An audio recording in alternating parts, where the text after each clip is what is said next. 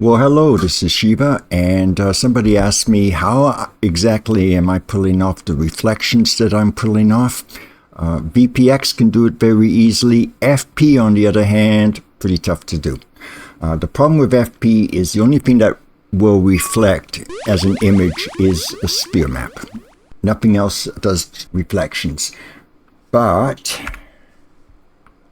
I will show you that we now have the capability to do sphere maps with textures on the side of wall, and we can do it reasonably easy on the top, and you will see when I show you the rest of this that the top does reflect, but as you can see we have reflections now on the side, and it's actually a very simple process. But I will show you because I modified one of my objects so that it will show up the reflections a lot easier.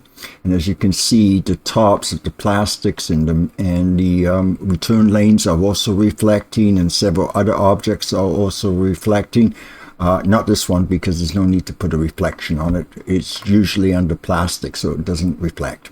So you can see that I have actually managed to do it. So I'm going to just show you very quickly how exactly to do it. And the trick to this is you actually use two images and not just one. One is for the base metal, which you can see right here, and the other one is the actual reflection image. Now I have found from literally hours of this that some reflection maps will work well with certain types of metal. Some will work with certain types of objects, like this one is generally the one that I use for my metal strips and for my side, and most importantly the size of the metal strips. But I have completely different reflection maps for, say, if I want to clear plastic and I want a reflection map on it, I have to use a different image. In other words, you pretty much have to make a multiple reflection maps, and it's basically trial and error. So how about we show you how I do it? The trick is very simple. I'm just going to copy this. Copy. I'm going to create a new table. I'm going to get rid of this guy. I'm going to paste the top strip in. Now comes the time that now I have to load in the two textures, and one is import. I should have this in here where there's one, and then I will load in my second reflection map, which is this guy right here. Now this one should be set automatically. I'm going to have to get closer to that. As you can see, this is already loaded in. This is the base metal strip. So what we'll do is we'll just go play, and we'll just have a quick look at it before I build the reflection map for it. And as you can see, there it is. And if you notice something, it's lighter. It's lighter than what I showed in Sorcerer. One of the things is you can use the reflection map as a TGA file if you want, because that's what future Pinball supports. It will darken the image a little bit, but not as badly as the normal reflection map. But to be quite blunt, you can pretty much use any image as long as it works.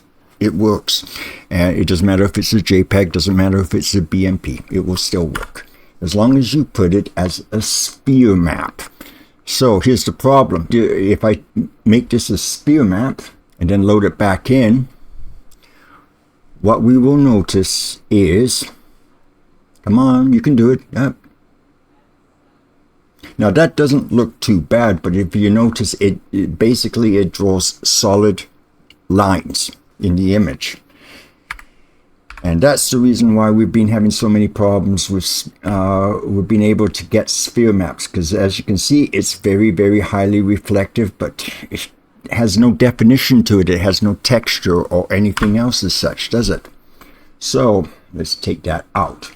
So what's the trick here, you ask? How do I get textures and sphere maps on the middle side? Well, you know what? It's kind of stupidly simple, isn't it? When you realize how easy it is. We have this unit already selected. We go copy, And then we go to edit and we will paste it exactly in place. So we have 2 copies now. We have the original metal plus this copy here. What we do is we change the textures to my reflection textures. And then in the height, I like to make it a little bit bigger.